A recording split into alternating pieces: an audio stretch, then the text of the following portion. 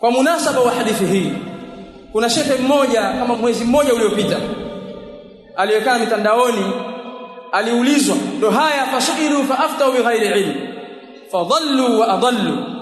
Aliulizwa kuhusu unabii, wasemaje kuhusu baadhi ya watu wanaodai unabii, akajibu kwa mujibu wa maslahi yake, kwa ajili ya kutetea maslahi yake na cheo alichokuwa nacho. Katika maneno aliyozungumza akasema kwamba sisi Waislamu jambo la unabii lishakatika, halipo tena, na ni haki kwamba Uislamu unabii ushakatika na hauendelei tena, lakini kwa wenzetu unabii unaendelea. Kwa hiyo hakuna kuzozana katika hili. Sasa nilikuwa nataka niwaambie Waislamu kwamba sisi katika istilahi zetu na katika imani zetu kama Waislamu, la nabiyya ba'da Muhammadin, hakuna mtume baada ya mtume Muhammad sallallahu alaihi wasallam. Lakini tunaona wenzetu wa Kristo, tunawasikia zote, kuna manabii, kuna mitume.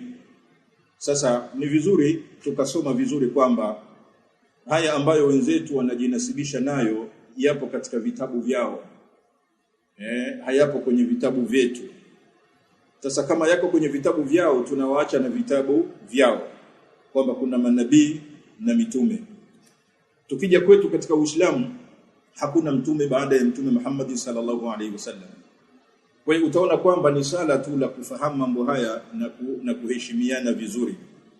Akisoma vifungu katika Bible kwamba fulani asema hivi, huyu fulani asema hivi, akavikusanya vile vifungu na kuwaeleza Waislamu, jamii ya Waislamu inayomsikiliza, na ni shekhe huyo. Sasa ukiangalia unabii unaotajwa na ndugu zetu wa Kristo ni unabii kwa mujibu wa vitabu vyao, kwamba sisi kama Waislamu hatuna sababu ya kupata shida juu ya mtu kuitwa nabii au kuitwa nabii mkuu.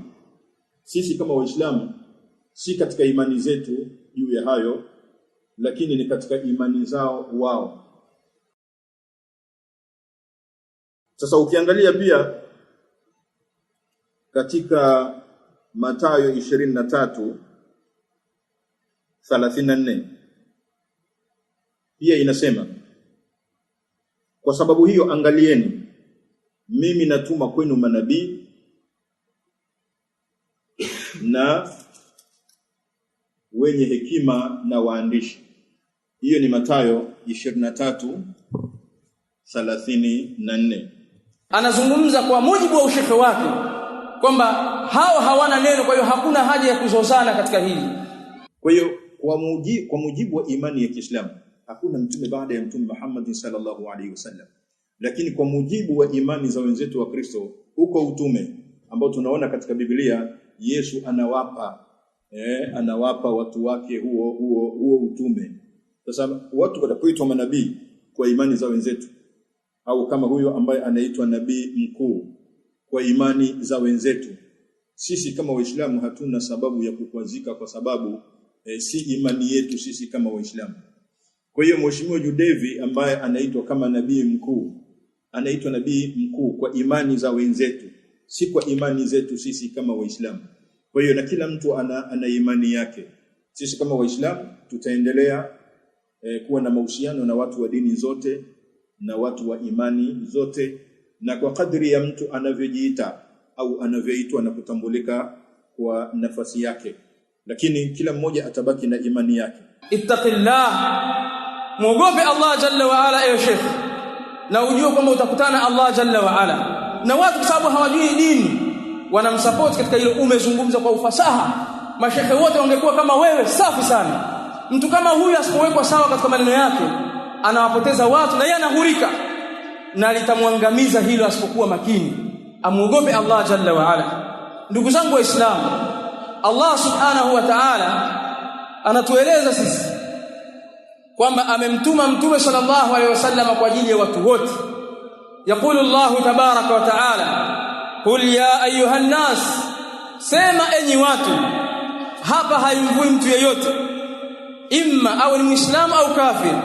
Inni rasulullah ilaikum jami'a, hakika mimi ni mjumbe wa Allah kwenu nyinyi nyote. nyote mimi ni mjumbe wenu, nimetumwa na Allah subhanahu wa ta'ala.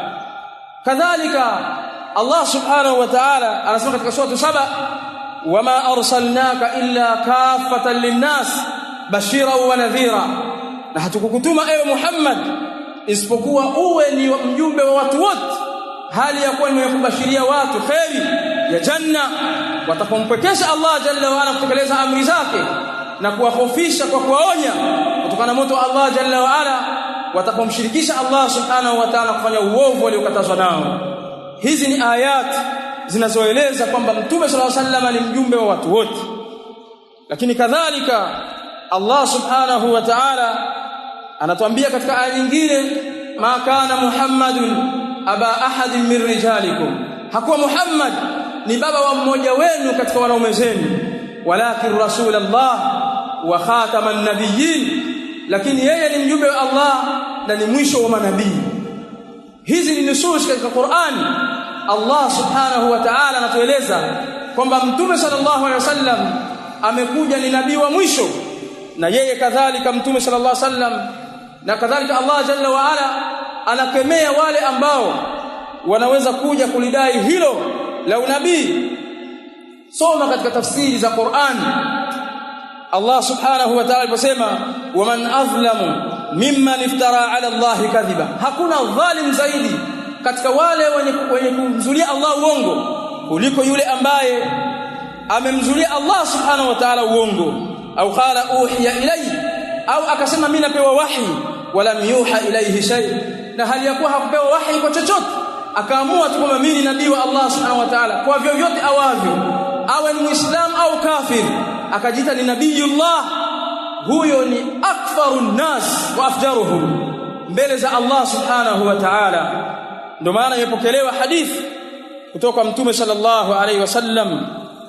Mtume sallallahu alaihi wasallam anatueleza katika hadithi ya Jabir ibn Abdullah radhiyallahu anhu inda al-Bukhari, يقول النبي صلى الله عليه وسلم اعطيت خمسا لم يعطهن احد قبلي, nimepewa mambo matano ambayo hajawahi kupewa nabii kabla yangu yeyote. Nusirtu birru'bi masirata shahri, nimenusuriwa kwa kuogopa mimi masiratu shahri, mwendo wa mwezi mzima. Watu walikuwa wakisikia habari za Mtume sallallahu alaihi wasallam, hata kama yuko sehemu ya mbali kiasi cha masafa ya mwezi mzima, anatetemeka mtu huyo, hata kama ni mfalme. Allah amempa jambo hilo Mtume sallallahu alaihi wasallam la kuogopwa. Waju'ilat liyal ardu masjidan wa tahura, na imejaliwa ardhi hii yote kuwa ni sehemu za kuswali na kadhalika ni tahara. Sehemu yoyote ambayo fa ayyuma rajulin min ummati adrakatuhu as-salah falyusalli, popote mtu itakapomdiriki swala, popote atakapokuwa, basi na swali sehemu hiyo. Hakuna udhuru katika swala kwamba unajua mimi sina udhu, hii sehemu naona kama ina mikojo hii. Hakuna udhuru katika jambo la swala, kwa sababu Mtume sallallahu alaihi wasallam amepewa jambo hilo, na waliotangulia walikuwa wakiswali katika mahekalu, hawaswali sehemu yoyote wala hafanya ibada katika sehemu yoyote, lakini Mtume sallallahu alaihi wasallam akafanya ardhi yote ni tahara na ardhi yote ni sehemu ya kuswalia. Kisha akasema Mtume alayhi salatu wasalam, wa uhillat liyal maghanim, na nimehalalishiwa ngawira, mali zinazopatikana wakati wa mapigano baina almuslimin wal kuffar, jihadi ya haki, waislamu wakashinda, wanachukua ngawira. Waliotangulia katika manabii walikuwa wakikusanya mali zile wanazichoma, lakini Mtume sallallahu alaihi wasallam amehalalishiwa kuzila na akagawiwa mafungu katika Qur'an. Walam tahilla li ahadin qabli, na haikuwa halali kabla yangu mimi, haijaikuwa halali kabla yangu mimi katika manabii walitangulia. Wa u'titu ash-shafa'a, na nimepewa uombezi, ash-shafa'atul uzma, amepewa Mtume sallallahu alaihi wasallam wa kuombea watu wahukumiwe baina yao, kadhalika wahukumiwe baina ya watu wa motoni na peponi, baada ya kuwa watu washateseka katika viwanja vya mahshar. Nasallallahu alafiyata wassalama. Mtume sallallahu alaihi wasallam atasujudu pamoja na Allah, asujudu, ataomba na kumnyenyekea Allah jalla wa ala siku ya kiyama, huku watu wakiteseka, wale wenye madhambi na watu hawajahukumiwa kuingia peponi na motoni. Kisha Allah atamwambia anyanyuke aombe anachokitaka, ataomba Mtume sallam, kisha atapewa ile shafaa, atakubaliwa shafaa yake, na hakupewa nabii yeyote kabla asiyekuwa yeye, ash-shafaatul uzma. Kisha mahallu shahid, mahali pa ushahidi wa maneno yetu, wa kana an-nabiyyu yub'athu ila qaumihi khassa, na walikuwa manabii. Nabii yeyote aliyetangulia kabla yangu anatumwa kwa watu wake maalumu. Wa bu'ithtu ila an-nasi amma, na nimetumwa kwa watu wote. Mimi nimetumwa kwa ajili ya watu wote, waislamu na makufar. Man shaa falyu'min wa man shaa falyakfur, atakayetaka ataamini, atakayetaka atakufuru. Lakini Mtume sallama ni watu wote, ametumwa kulingania risala aliyopewa na Allah jalla wa ala, na ni wajibu kwetu sisi kufuata. Asiyefuata huyo ni motoni, na atakayefuata huyo ni katika janna. Sallallahu yaj'alana min ahli aljanna. Sasa wewe shekhi, kama wewe husijui nusus kama hizi mpaka wazungumza maneno kama yale kwa ajili ya kuwapoteza watu kwa kutetea maslahi yako, humuogopi Allah subhanahu wa ta'ala, huogopi kwamba utaulizwa na Allah jalla wa ala vile unavyopoteza watu na kuwababaisha na watu wakakuelewa kwa sababu una manzila kwa watu na cheo. Muogope Allah subhanahu wa ta'ala, na watu wa mfano wake muogope Allah jalla wa ala. Sheikhul Islam Ibn Taymiyyah rahimahullah ta'ala katika kitabu chake Al-Jawab as-Sahih liman badala din al-Masih anasema rahimahullah ta'ala, man idda'a an-nubuwwa, yeyote atakayedai unabii baada ya unabii wa Mtume sallallahu alayhi wasallam, wa huwa kadhib, na hali yakuwa ni muongo katika madai yake, fa huwa min akfaril kuffar, huyo ni katika makafiri zaidi kuliko makafiri wote, wa adhlamiz zalimin, na ni dhalim zaidi kuliko madhalimu wote. Hayo maneno yanapata katika kitabu cha Sheikhul Islam rahimahullah ta'ala Al-Jawab as-Sahih. Ndugu zangu waislamu, inatakiwa watu muogope Allah jalla wa ala, na hasa walioaminiwa na waislamu kuiongoza dini yao. Msiwapoteze watu kwa sababu ya matashi ya nafsi zenu. Wallahi tutakuja kuulizwa mbele za Allah subhanahu wa ta'ala, yauma yaqumu an-nasu li rabbil alamin. Ni wangapi wanaopoteza watu? Huyu ni mmoja, lakini watu wengi wako wengi wa mfano wake. Mtu akasimama akazungumzia jambo la batil, akahalalisha ya haramu, akahalalisha mziki. Tunaona katika mitandao ahalalisha mziki, watu waitikia Allahu akbar, Allahumma salli wa sallim alayhi, ittaqullah ayuhan nas, ittaqullah ayuhal umana. Na mfahamu kwamba maisha haya ni mafupi, na wallahi tutaulizwa mbele za Allah subhanahu wa ta'ala, na kila mtu aandae maswali ya Allah kuyajibu. Utamjibu nini Allah jalla wa ala? Umepoteza waislamu wangapi wewe? Utabebaje mizigo ya watu? Kwa nini usitosheke na kile unachokifahamu katika dini ya Allah na ukamwogopa Allah subhanahu wa ta'ala? Kama fanya uovu wa nafsi yako, usiwapoteze waislamu. Irhamun nas ayuhal mashaikh, wahurumieni watu mnaoongoza. Enyi mashekhe mnaoongoza waislamu, na muogopeni Allah subhanahu wa ta'ala. Warejesheni watu katika Qur'an na Sunna kwa mujibu wa vile walivyokuwa salafu salih, kwa sababu wao naqalu ilaina ad-din, wametunukulia sisi dini. Wao wana haki zaidi ya kufuatwa ufahamu wao katika mambo ambayo yanatutatiza, na kuangalia walifahamu vipi nusus, kwa sababu hakuna aya au hadithi wala mafunzo yote katika Uislamu isipokuwa wao waliyajua, na wanajua aya hii ilishuka lini na kwa nini imeshuka na ni wapi imeshuka.